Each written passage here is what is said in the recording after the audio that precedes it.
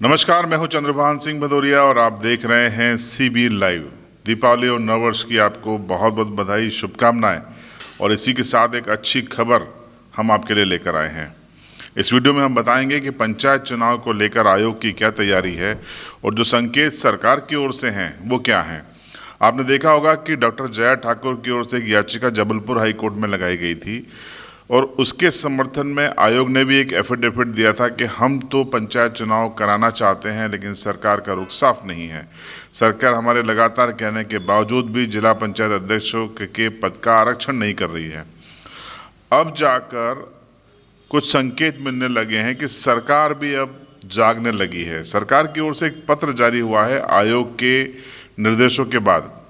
ये पहला पत्र सामने आया है पुलिस मुख्यालय की ओर से, और पुलिस मुख्यालय ने तमाम जिलों के पुलिस अधीक्षकों से ये कहा है कि सिपाही से लेकर, माफ़ कीजिएगा, सब इंस्पेक्टर से लेकर एसपी तक जो भी पुलिस अधिकारी 3 साल से अगर किसी जिले में पदस्थ हैं तो उनकी सूची 8 नवंबर तक पुलिस मुख्यालय की प्रशासन शाखा में भेज दी जाए, और 3 साल जिनके पूरे हो चुके हैं उनको उस जिले से बाहर स्थानांतरित कर दिया जाएगा।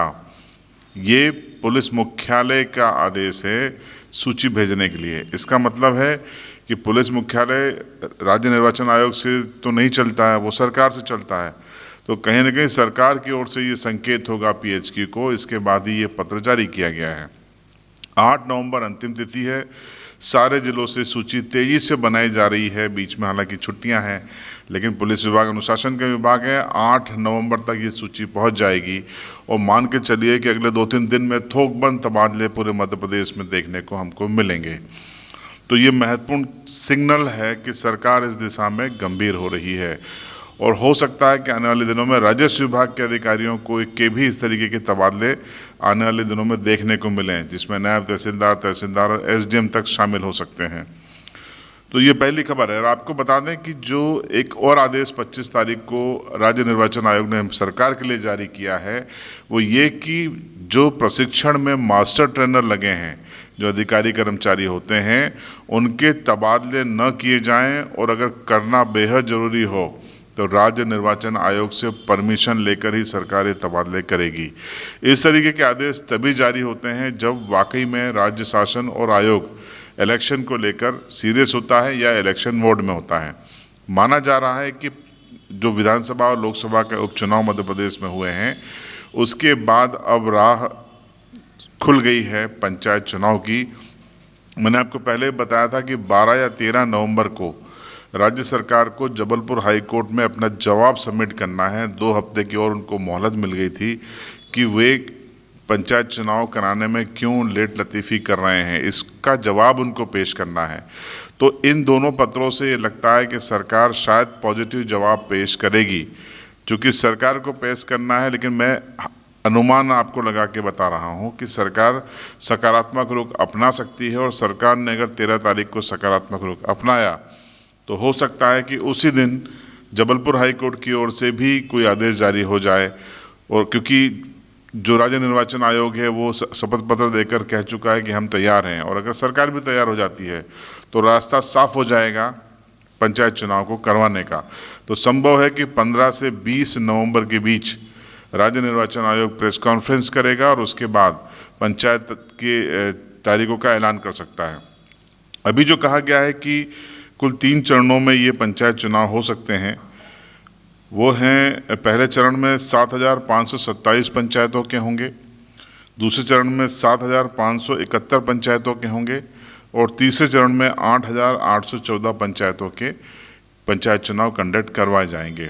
आपको मैं पहले ही बता चुका हूँ कि ईवीएम से जो मतदान होना है वो जनपद सदस्य और जिला पंचायत सदस्य के लिए होना है, और पंच और सरपंच के लिए बैलेट पेपर से मतदान होगा।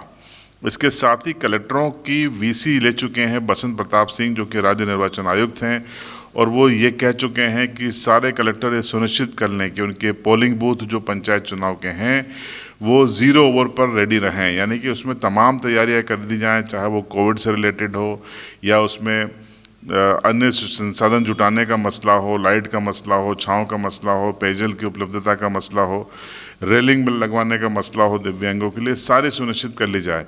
जो क्रिटिकल मतदान केंद्र हैं, वनरेबल मतदान केंद्र हैं, वो भी लिस्टेड कर लिए जाएं।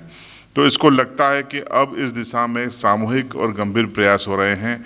वैसे भी 2.25 साल से ज़्यादा का वक्त हो चुका है, पंचायत चुनाव आगे बढ़ाए जा चुके हैं और ये संवैधानिक हक होता है मतदाता का कि उसको अपनी गांव की सरकार चुनने का अधिकार हो, अपना प्रतिनिधि चुनने का अधिकार हो। विधानसभा और लोकसभा में सरकारें खुले दिल से कोविड की अवहेलना करते हुए भी ये अधिकार उनको दे देती हैं, क्योंकि सत्ता उनके हाथ में आना चाहिए। लेकिन पंचायतों में चूंकि सत्ता उनके हाथों में, राजनेताओं के हाथों में नहीं होती, इसलिए चीज़ों को टाला जाता रहा है।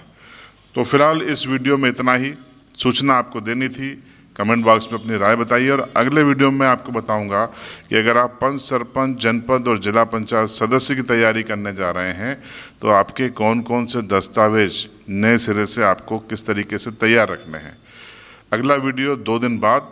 अगर आपने चैनल को सब्सक्राइब नहीं किया है तो सब्सक्राइब कर लें और बेल आइकन दबाएं।